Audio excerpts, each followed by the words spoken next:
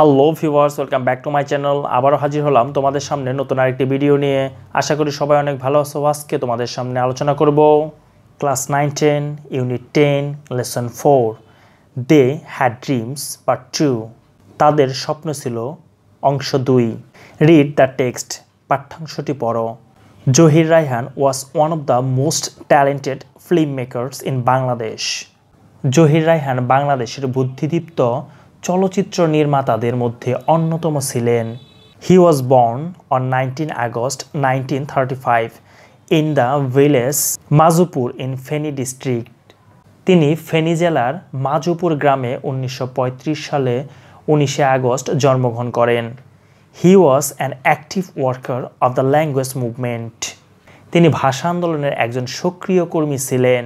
He was one of the 10th students to go out in a procession on 21st February 1952, despite a ban on such activities imposed by the authorities. 1952 সালের 21শে ফেব্রুয়ারিতে 10 জন শিক্ষার্থী যে মিছিল বের করেছিলেন, জহির রায়হান তাদের মধ্যে একজন, যদিও এ ধরনের কাজ তখন কর্তৃপক্ষ কর্তৃক নিষিদ্ধ ছিল। As a result, he and many others were arrested and taken to prison. ফলে জহির রায়হান এবং আরও কয়েকজনকে গ্রেফতার করে জেলে পাঠানো হয়। Raihan was also present at the historical meeting of Agartala on 21st February 1952. Raihan 1952 সালের 21শে ফেব্রুয়ারি ঐতিহাসিক আগরতলার জনসভায়ও উপস্থিত ছিলেন। In 1971, he joined the Liberation War. 1971 সালে তিনি স্বাধীনতা যুদ্ধে যোগ দেন। All through his life, Zahir Raihan dreamed of a democratic society, a society that would ensure freedom of speech. সারা জীবন জহির রায়হান একটি স্বাধীন সমাজের স্বপ্ন দেখেছেন, যে সমাজে বাক স্বাধীনতা থাকবে। He had many dreams about our film industry too. আমাদের চলচ্চিত্র শিল্প নিয়েও তার অনেক স্বপ্ন ছিল। He made a legendary film জীবন থেকে নেয়া based on the language movement of 1952.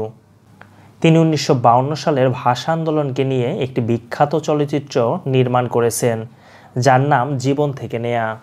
It was a protest against the autocratic government then ruling our country. এটা ছিল তৎকালীন স্বৈরাচারী সরকারের বিরুদ্ধে একটি বিদ্রোহ। The family portrayed in that film symbolically represented East Pakistan. চলচ্চিত্রটিতে যে পরিবারের চিত্র তুলে ধরা হয়, সেটি পূর্ব পাকিস্তানের প্রতীকী রূপে উপস্থাপিত হয়। The family was ruled by an autocrat who had to go to prison for her conspiracy. পরিবারটি একজন স্বৈরশাসক কর্তৃক শাসিত, যার ষড়যন্ত্রের কারণে তাকে জেলে যেতে হয়েছিল। During the Liberation War in 1971, this film was shown outside Bangladesh.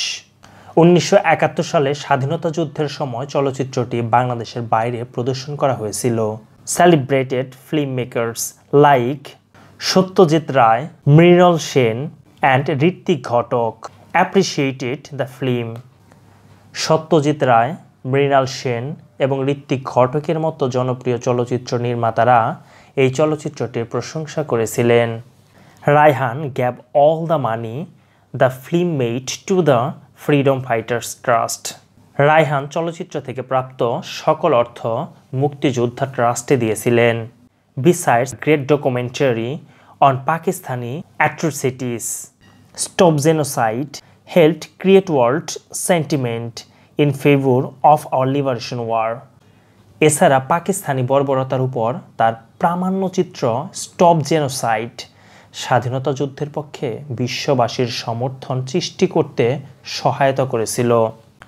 On 3rd December 1971, someone informed Raihan about an address somewhere at Mirpur where he might find his brother, the famous writer Shahidullah Kaisar, who had gone missing from 14 December 1971.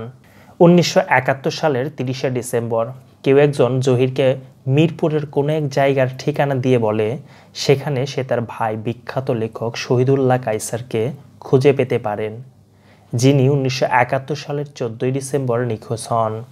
Kaiser was captured and killed by the Pakistani army and the local collaborators during the last days of the war. যুদ্ধের শেষের দিনগুলিতে পাকিস্তানি সেনারা স্থানীয় রাজাকারদের সহায়তায় কাইসারকে হত্যা করে। Accordingly, Raihan left home to get his brother back, but he never returned. সে অনুযায়ী রায়হান তার ভাইকে আনার জন্য বাসা থেকে বের হন, কিন্তু আর ফিরে আসেননি। Zahir Raihan's dream was fulfilled. Zahir রায়হানের স্বপ্ন সত্য হয়েছিল। But it's a pity that this dreamer could not live to see his dream come true.